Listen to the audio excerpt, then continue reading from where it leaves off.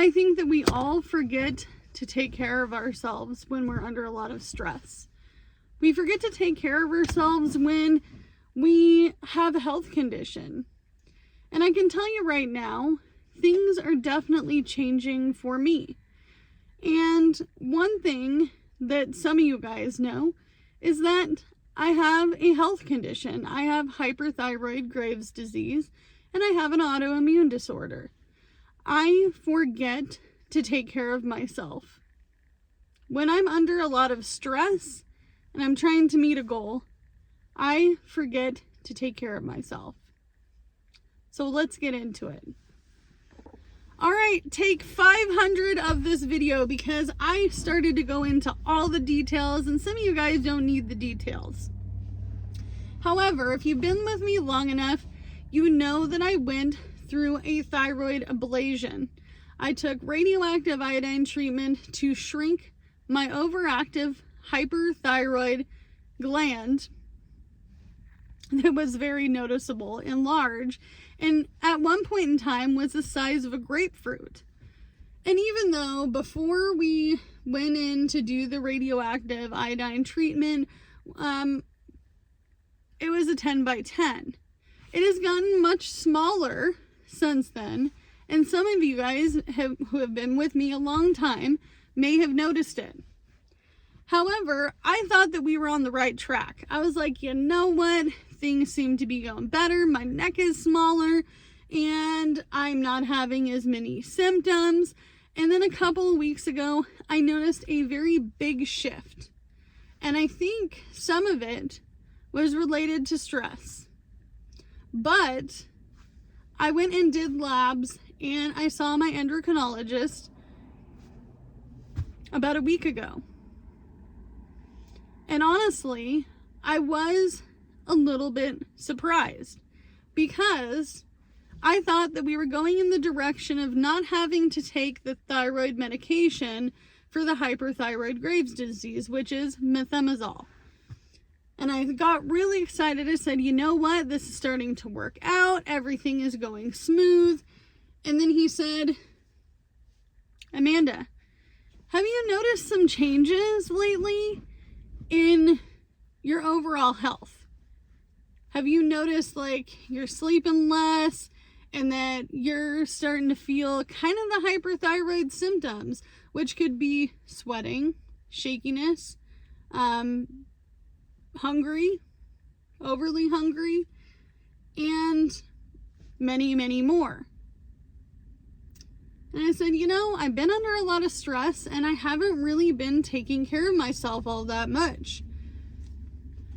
And we had talked about the things that are stressing me out, which he said are pretty normal. The economy shift, the fact that we're all having to work harder and longer to make our basic bills. Food has gone up, gas has gone up, and no one is hiring people full time. And even though I drive for a living and I create my own schedule, I have had to notice that there are some things that I skip out on. And sometimes that is my health because I'm out working. I'm not thinking about my health while I'm out working. I'm busy and I'm in the game, right? And he says, I mean, like, it's not like a huge shift, but if you've noticed something that I haven't noticed, please let me know. He said, we haven't gotten your blood work back yet, but when I get it back, I'm going to give you a call and we're going to figure out what our plan is. And now, by now, it has been 6 to 8 months and I shouldn't have to worry about all the things I was worrying about before with this hyperthyroid Graves' disease. We should be easing off the methimazole and going towards a thyroid hormone replacement. And he was like, you know, Amanda, I just don't know. I got a call last week towards the end of the week and I was a little shocked because he told me the hyperthyroid is high again. Your levels are high.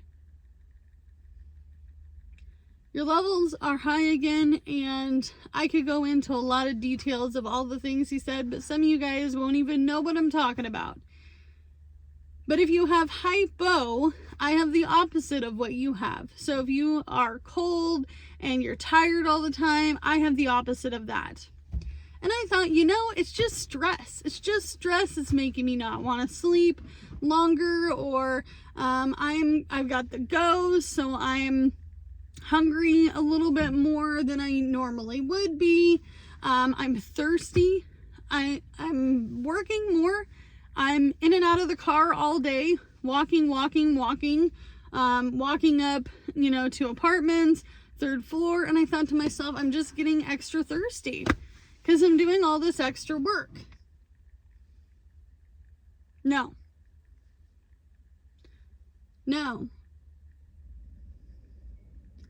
My hyperthyroid levels are higher. This is not where we wanted to be. And I'm not sure what the plan will be. But I do have some really big concerns. If I have to go back and do another thyroid ablation, which is something that we have discussed, because we're like, maybe this wasn't enough this time. Maybe the radiation wasn't enough. When they hand you the golden pill, they literally hand it to you in a little box and then run the other direction, I kid you not, to the other side of the room, and they go, okay, now take it. Makes you not want to take it. Don't open the box until I'm on the other side of the room. Worried me. I'm not kidding you. I think that my anxiety spiked so high in that moment that I was like holding the little box all shaky. Do you think I should take it? The blue or the red pill, the blue or the red pill, slapped together into one, and that's all you got. That's all you got. And honestly, there are things that make me concerned. So number one, and I get this a lot. Someone was like, Amanda, you should go get a job with healthcare. You should go get a job with healthcare. Just do it. And the truth is if I could, I would. But a lot of places are only hiring part-time. And this is all over the United States. I made a video on it. The economy sucks. Companies don't want to pay for your health care. They don't want to pay for your 401k. And most of the jobs I've worked won't do it for you either. So if I could, I would just go get a better job. If I could snap my fingers and make it happen, get a magic lamp with the genie in it, I would do it. But I live in a farm town. I'm not a cowgirl. My husband is not a cowboy, and we don't own a ranch. And that is what is in our area. It's what's in our area.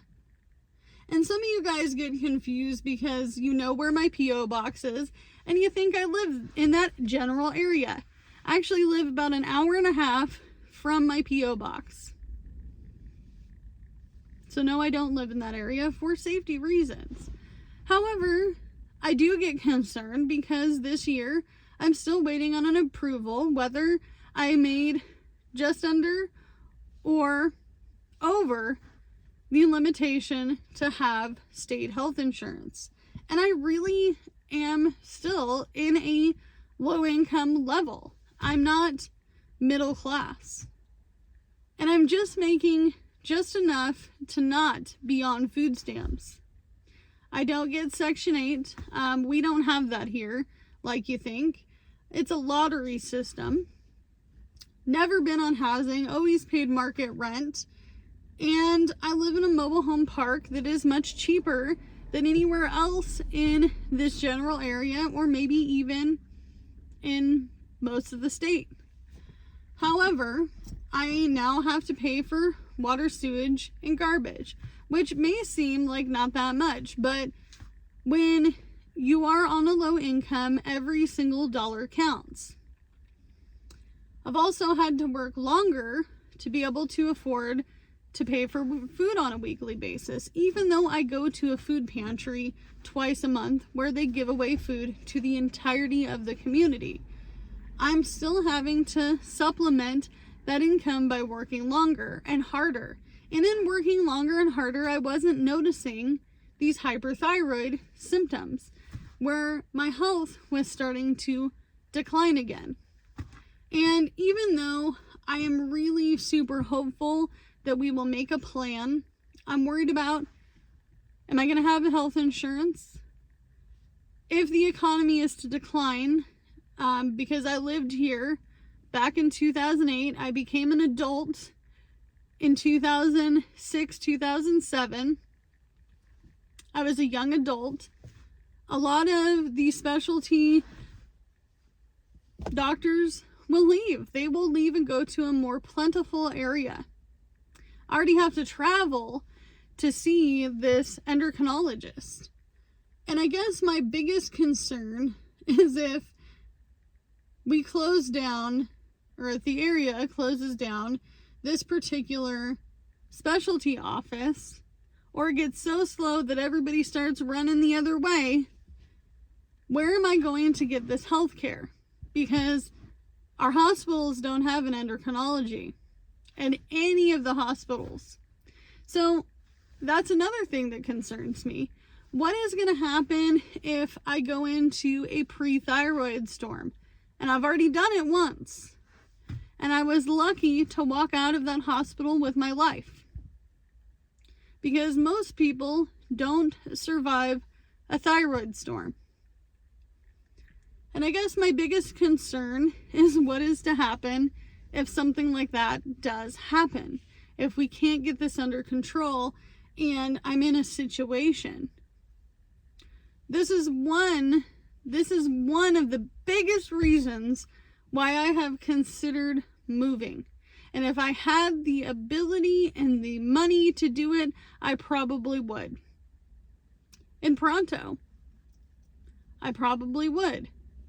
Especially as this economy changes. But I'm kind of disappointed in myself because I didn't notice. I was too busy working. The other thing that we forget to do is taking good care of your mental health. Because realistically, without your mental health, you have nothing. You have nothing. And I have a very close family member to me who has mental health issues. And so I have to be aware of my mental health. How am I doing? How am I feeling? Am I working too much and I'm not taking care of my own mental health and my own free time is now taken up by working again? Because realistically, we are not on this earth to just work, eat, sleep. It doesn't work that way. And it got to the point where my husband's like, you know, Amanda, I think you need to find a genuine hobby. Something outside of being behind a camera and something that you enjoy to do. And I love crafting, but crafting is expensive. I love gardening. I love houseplants, but they're expensive. It's expensive. And I will tell you this, I'm very disappointed because most of my houseplants have perished since moving to my 1966 single wide. The climate is different in this area, and my house doesn't have the adequate light. So that was a big bummer. I lost all my cacti and I lost all of my vining plants besides 3-leaf, which is Little Jay's starter plant.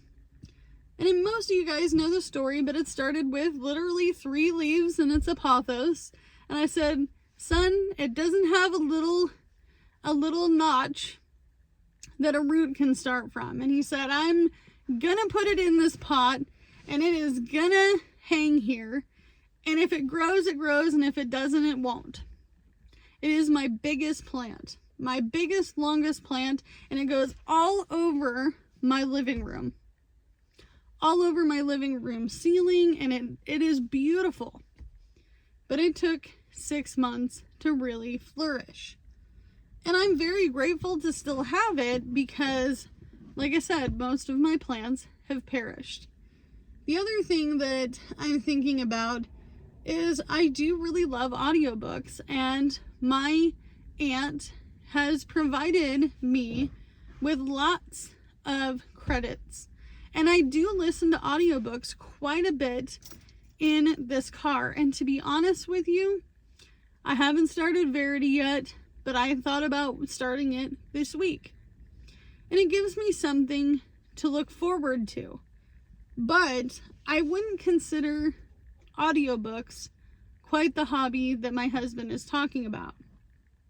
So I need to figure out something that I can do in my spare time that is not working and that can make my mental health a little bit happier, right? Because we're not made to eat, sleep, work. Eat, sleep, work. I can't do that every single day. So today I am going to do my best to take some time out of my day, watch a movie, have a little bit of a break from working. I'm going to allow myself to do some research on things that my endocrinologist suggested for my hyperthyroid Graves' disease. And he really just said, you know, Amanda, it's time to take care of yourself in this moment because we're going in a decline from where we wanted to be. Start taking care of yourself just a little bit better. So I'm going to do my best to be off working, off from driving by a specific time tonight, even though it is a really good day. We're talking Friday, Saturday, Sunday are the meat and potatoes of what I do for a living. However, I need to say, hey, it's okay to put the torch down for just one less hour a day of working. Because working 10, 12 hours every single day can suck. It doesn't help you. So do what you can with what you got because that's all you have to work with, right? And your mental health and your physical health matter.